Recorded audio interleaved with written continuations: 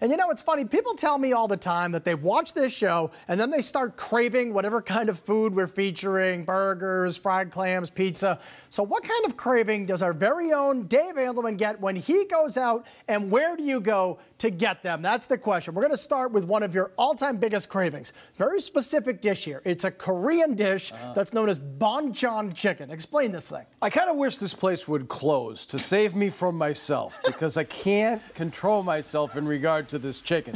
This started in Korea, okay? Then it spread all over the world. You can get it in Allston and in Cambridge. These are plump pieces of chicken. You get wings or drumsticks, and they're fried twice. They're cooked at a low temp. They fry it once, they let it rest, so when they fry it again, the skin gets really crunchy, but inside it's nice and juicy, and every single piece is hand-brushed with sauce, sweet, soy, or spicy. I'm asking you, close this place. I need to be safe from myself. That is definitely a first in Phantom Gourmet history. All right, let's go to another food you crave. I crave pizza, like constantly. You have a specific place. You seem to crave the taste of a brown jug pizza. This is the brown jug in Chelsea. Why is that? I don't know. I don't know what they put in this pizza. It is so good, this pizza. I can't control myself. They're thin crust. The pies aren't that big. I mean, I really could eat a whole one by myself. The slices are floppy, so you might want to fold them over before you eat it.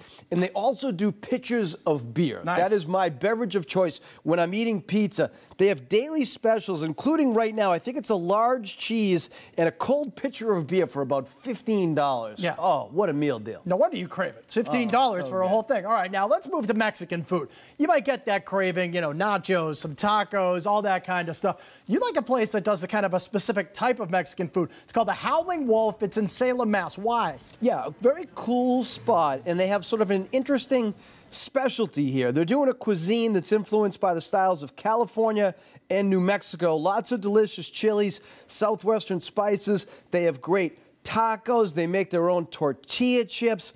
But what I really crave here, Dan, is the green chili cheeseburger. What? This was made famous in New Mexico. You can find it in places like Albuquerque and Santa Fe.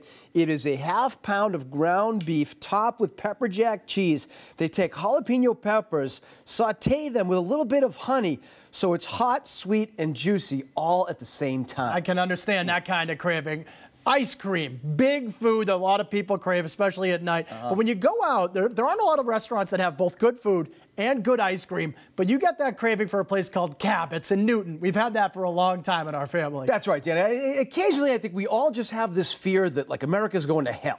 So when I get that feeling, I get on the Mass Pike, I go straight to Cabot's, where everything is still pure and good. The food is great, and you have a great staff that's really friendly in the old school uniforms. They serve Richardson's ice cream, which I think is really the best ice cream. Their toppings make it special, though. I mean, the whipped cream, all the stuff that you love. If you have a big party, they'll do a pyramid that feeds 100 people. I like Danielle's choice. Peanut butter cup ice cream loaded with peanut butter, hot fudge, gooey marshmallow, Reese's Pieces. It's like the ice cream version of a fluffernutter, and it's delicious. What could be more glorious than that drooping marshmallow coming out of that sundae? All right.